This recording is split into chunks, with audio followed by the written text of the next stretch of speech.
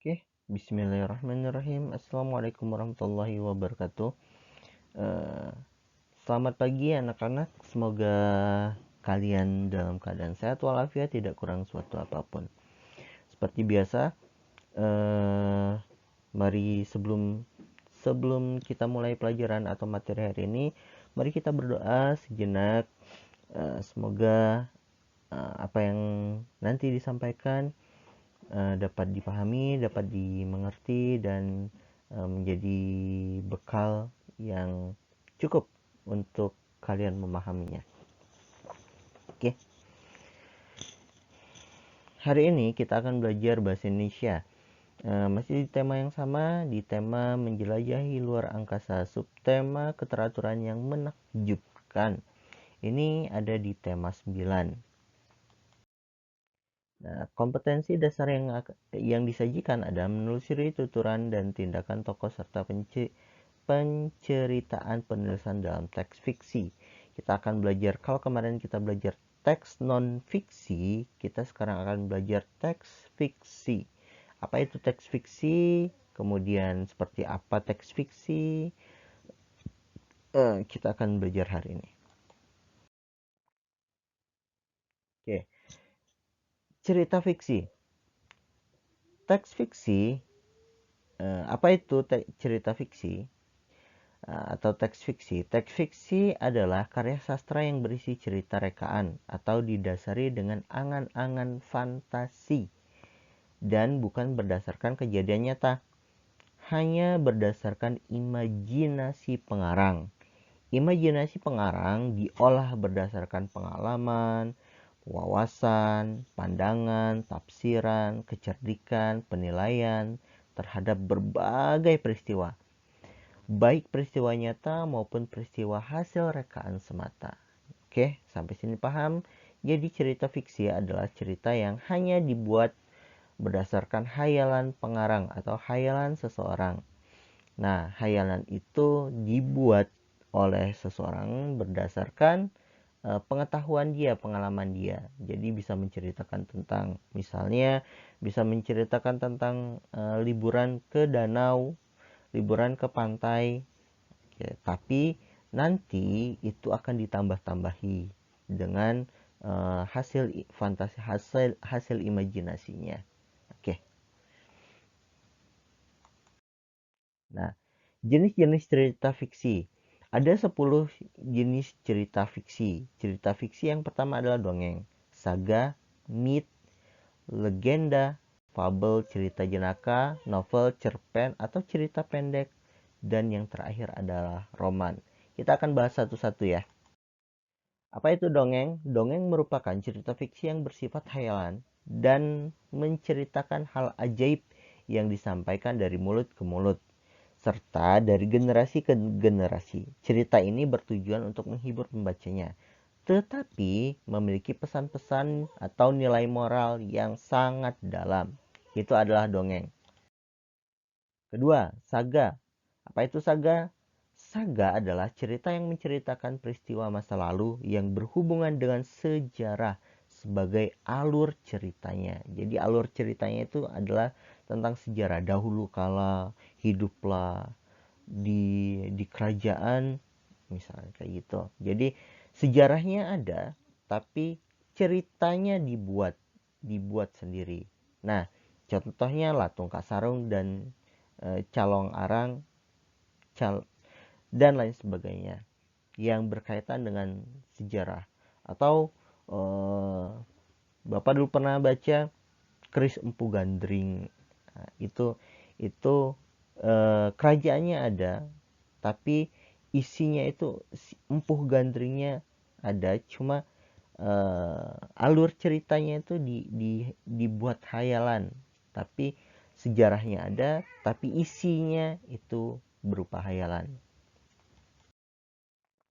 Mit, mite, cerita yang berhubungan dengan kepercayaan masyarakat setempat terhadap benda gaib, dewa, dewi, maupun roh yang dipercaya memiliki kekuatan gaib. Contohnya Dewi Sri sebagai Dewi Padi, atau kita kenal dengan Dewi Padi atau Dewi Sri. Putri Tanjung Bui, dan Putri dari Bambu. Nah, ini adalah cerita-cerita yang cerita-cerita mistis, cerita-cerita yang gaib, yang diada-adakan, oke, dan dipercayai memiliki kekuatan gaib. Misalnya menceritakan eh, tentang danau yang mempunyai kekuatan gaib. Itu eh, cerita kepercayaan rakyat. Itu namanya mite. Legenda. Apa itu legenda? Legenda adalah cerita yang menceritakan asal-usul terjadinya suatu tempat, baik itu wilayah, daerah, maupun tempat yang kini dijadikan sebagai objek wisata. Selain itu juga menceritakan kejadian alam maupun kejadian terjadinya suatu benda dengan cerita hayalan yang mengandung keajaiban. Ini adalah legenda. Jadi dia menceritakan yang misalnya sekarang menjadi tempat yang sangat populer, kemudian tempat wisata. Kalau kita sekarang bilangnya tempat-tempat viral ya. Nah, itu dihubungkan dengan kejadian-kejadian masa lalu eh, yang penuh keajaiban. Misalnya terjadinya, oke, di sini ada ya, legenda Danau Toba. Danau Toba itu cerita tentang anak ayah atau seorang laki-laki yang menikahi ikan. Terjadinya Gunung Tangkupan Perahu. Ini seorang ibu yang hidupnya abadi. Kemudian Telaga Warna, Batu Gantung, dan lain sebagainya. Banyak sekali cerita-cerita keajaiban. Ini namanya legenda. Fabel. Nah, fabel adalah cerita yang menceritakan kehidupan binatang dengan tingkah laku dan masyarakat seperti manusia. Dalam cerita fabel, para binatang dijadikan sebagai tokoh dalam cerita tersebut. Jadi, seolah-olah di sini si binatang-binatang ini bisa bicara, kemudian bisa berkelompok, bisa membangun rumah. Nah, banyak contohnya. Contohnya si kancil dengan buaya, kasuari dengan mara mahkota dan burung bangau, dan lain sebagainya. Banyak banyak sekali cerita-cerita atau ya fable atau cerita yang kehidupan hewan itu dapat bicara. Misalnya kalau di apa ya, buaya, kancelan buaya. Nah, jadi di dalam cerita itu digambarkan digambarkan hewan-hewan itu membentuk suatu koloni, kemudian mereka dapat bicara, mereka dapat berinteraksi. Ini layaknya manusia. Nah, ini namanya fabel. Cerita jenaka. Cerita jenaka adalah cerita yang menceritakan tentang seorang tokoh. Cerita ini berisi kebodohan atau kecerdikan tokohnya dengan cara yang dapat membuat pembacanya tertawa. Contohnya Abu Nawas, si Kabayan. Kita sangat familiar atau sangat sering mendengar kisah si Kabayan, Pak Pandir, Pak Belalang, dan Lebay Malang. Ini adalah cerita-cerita yang menceritakan seorang dengan kebodohannya, dengan kelucuannya, yang membuat pembaca itu ketawa. Nah, novel. Novel adalah cerita fiksi yang menceritakan sebagai kisah hidup seseorang. Cerita ini akan menceritakan secara panjang hubungan tokoh dengan orang sekitarnya, lengkap dengan penggambaran wataknya. Di dalam novel, alur cerita dibuat dengan pro dan kontra, serta memiliki klimaks pada endingnya atau pada akhirnya. Nah, contoh novel itu Kuala Kumal, Laskar Pelangi, Dilan, Siti Nurbaya, Ketika Cinta Bertasbih, dan lain sebagainya. Ini adalah contoh-contoh novel. Biasanya novel itu tebal-tebal ya, ceritanya tebal, panjang. Nah, kemudian cerita pendek atau cerpen, sering disebut dengan cerpen. Cerita pendek adalah cerita fiksi yang berisi tentang yang berisi cerita pendek tentang kehidupan seseorang dan dapat selesai dibaca dalam sekali duduk. Misalnya tidak lebih cerpen tuh biasanya tidak lebih dari 10 5 sampai 15 halaman itu biasanya cerpen ya. Dan dia fungsinya adalah ketika kita sedang di bis misalnya, dari perjalanan dari satu kota ke kota yang lain itu sudah selesai dibaca. Kalau novel itu sangat panjang, jadi menghabiskannya ya mungkin dalam 1 hari 2 hari lah. Tapi kalau cerpen itu mungkin 5 sampai 1 jam itu cerpen. Perbedaan cerpen dan oke. Ini adalah unsur-unsur dalam cerita fiksi. Dalam cerita fiksi itu ternyata ada dua unsur. Yang pertama unsur intrinsik, yang kedua unsur ekstrinsik. Apa itu unsur intrinsik? Unsur intrinsik adalah unsur yang membentuk cerita. Dapat dikatakan unsur ini ialah hal-hal yang terdapat di dalam cerita. Jadi yang berkenaan dengan cerita itu sendiri. Yang berkenaan di dalam cerita itu ada tema, ada tokoh, ada penokohan atau watak, beda ya.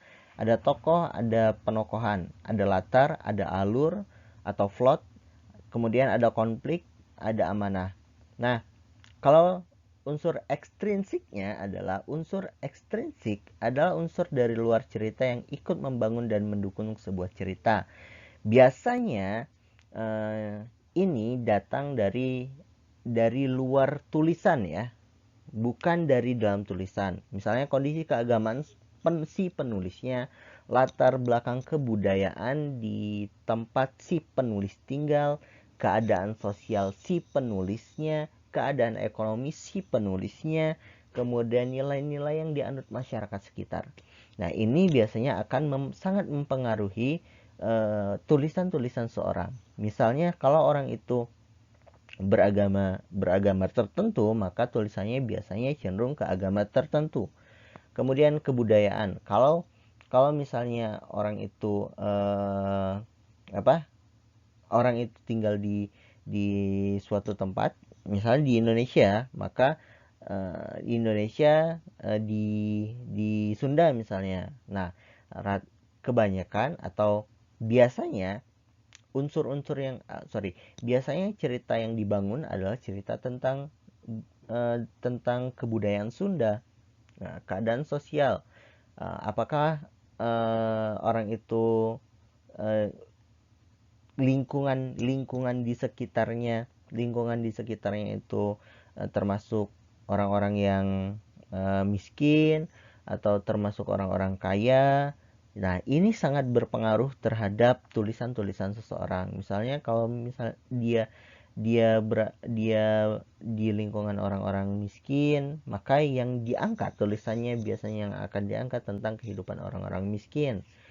Kemudian faktor ekonomi, nilai-nilai yang dianut oleh masyarakat dan lain sebagainya. Ini adalah nilai-nilai yang secara tidak langsung mempengaruhi alur atau mempengaruhi cerita yang dibuat. Nah, sekarang kita balik ke sini lagi. Unsur intrinsik itu yang pertama ada tema. Apa itu tema? Tema merupakan ide dan gagasan yang melatar belakangi sebuah cerita. Tema bersifat general atau umum yang bisa diambil dari berbagai kondisi lingkungan sekitar kita. Permasalahan atau persoalan yang ada di wilayah masyarakat setempat, atau kisah pengalaman seseorang, sejarah, pendidikan, persahabatan, atau dapat juga merupakan pengalaman penulis, juga bisa dijadikan tema sebuah cerita. Jadi temanya apa? Kemudian tokoh. Tokoh ini adalah orangnya. Tokoh ini adalah orang dalam sebuah cerita atau pemeran dalam sebuah cerita. Kalau penokohan itu adalah watak. Jadi si tokoh ini seperti apa? Nah, Dalam cerita dalam cerita biasanya dibagi tokoh ini watak atau penokohan ini dibagi menjadi 4. Yang pertama itu namanya tokoh protagonis. Tokoh protagonis merupakan tokoh yang memiliki sikap atau karakter baik. Biasanya tokoh ini menjadi tokoh utama dalam sebuah cerita. Yang kedua adalah tokoh antagonis. Tokoh antagonis ini merupakan tokoh yang memiliki sikap atau karakter jahat. Tokoh ini juga termasuk tokoh utama setelah tokoh protagonis. Bertugas untuk menentang tokoh protagonis. Jadi biar agar ada pro dan kontra, agar ada konflik di situ ya. Kemudian yang ketiga itu ada namanya tokoh tritagonis. Nah, tokoh ini merupakan tokoh yang memiliki sikap atau karakter penengah, bertugas menengahi konflik di antara tokoh protagonis dan antagonis. Dalam sebuah cerita, tokoh ini memiliki sifat arif dan bijaksana. Oke, yang terakhir tokoh figuran. Tokoh figuran merupakan tokoh pembantu dalam sebuah cerita. Dalam sebuah cerita, tokoh ini bertugas untuk memberi warna tambahan, tetapi tokoh ini tidak sering muncul dalam cerita tersebut. Nah, itu adalah pembagian tokoh atau pembagian penokohan. Oke, kalau tokoh itu misalnya siput, kancil, buaya. Kalau penokohan atau watak itu nanti si kancil wataknya atau penokohannya seperti apa. Buaya seperti apa? Protagonis kah, antagonis kah, atau figuran kah, atau tritagonis kah? Itu penokohan. Lanjut ke latar. Latar. Apa itu latar? Latar merupakan tempat atau situasi terjadinya cerita yang ada di dalam cerita. Ada beberapa jenis latar. Oke, ada beberapa jenis latar. Latar ini dibagi menjadi latar waktu, latar tempat, dan latar suasana. Apa itu latar waktu? Latar waktu adalah keterangan tentang kapan terjadinya peristiwa tersebut yang dialami oleh tokoh dalam cerita. Apa itu latar tempat? Latar tempat merupakan keterangan tentang tempat-tempat yang ada di dalam cerita. Juga tempat yang disinggahi atau disebutkan penulis atau pengarang dalam cerita. Latar suasana merupakan keterangan tentang suasana yang tergambar dalam sebuah cerita tersebut. Latar suasana tergambar oleh perasaan para tokoh atau bisa juga dengan skenario pengarang. Oke. Kemudian yang kelima itu alur atau plot. Apa itu alur atau plot? Alur merupakan urutan cerita yang ada di dalam cerita untuk menyampaikan suatu cerita yang diinginkan oleh penulis. Alur terbagi menjadi 3. Yang pertama alur maju, yang kedua alur mundur, yang ketiga alur campuran.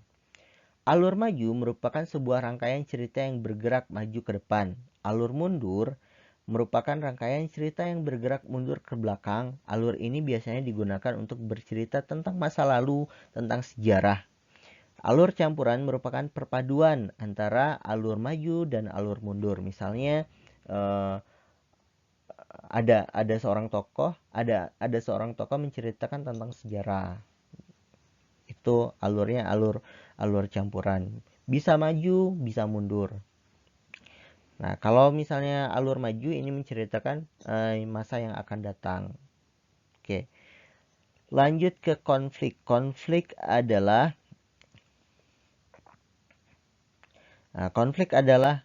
perpaduan ya. Konflik ini adalah masalah yang ditimbulkan oleh antara tokoh antagonis dan protagonis. Ini adalah konflik.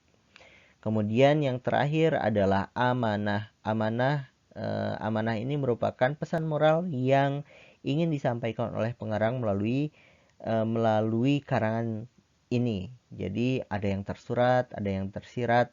Tersurat itu secara langsung ditulis, kita tidak boleh misalnya. Atau yang tersurat dengan cerita ini, inti cerita ini mengisahkan tentang apa. Oke, panjang juga video kita hari ini, pembelajaran kita hari ini. Semoga dapat dipahami, semoga dapat dengan mengerti. Terima kasih atas perhatiannya. Jangan lupa jurus menghindari COVID-19 dengan menerapkan iman, aman, imun. Iman menjalankan segala ibadah sesuai dengan ketentuannya. Kemudian aman, disiplin menjaga protokol kesehatan. Imun, mengkonsumsi makanan-makanan yang bergizi agar kita terhindar dari COVID-19 yang hampir 1 tahun. Bulan depan dia ulang tahun ya, COVID-19 ini, dan bulan depan kita tidak terasa sudah 1 tahun bulan depan kita belajar dari rumah. Semoga cobaan ini cepat berlalu dan kita hidup lagi secara normal ya. Terima kasih. Kemudian jikalau keluar rumah jangan lupa 3M, memakai masker, menjaga jarak, dan mencuci tangan. Terima kasih atas perhatiannya. Semoga dapat bermanfaat, dapat dimengerti, dan dapat dipahami. Untuk tugas, nanti Bapak akan sampaikan tugas di grup WA. Hatur nuhun. Billahi taufiq wal hidayah. Wassalamualaikum warahmatullahi wabarakatuh.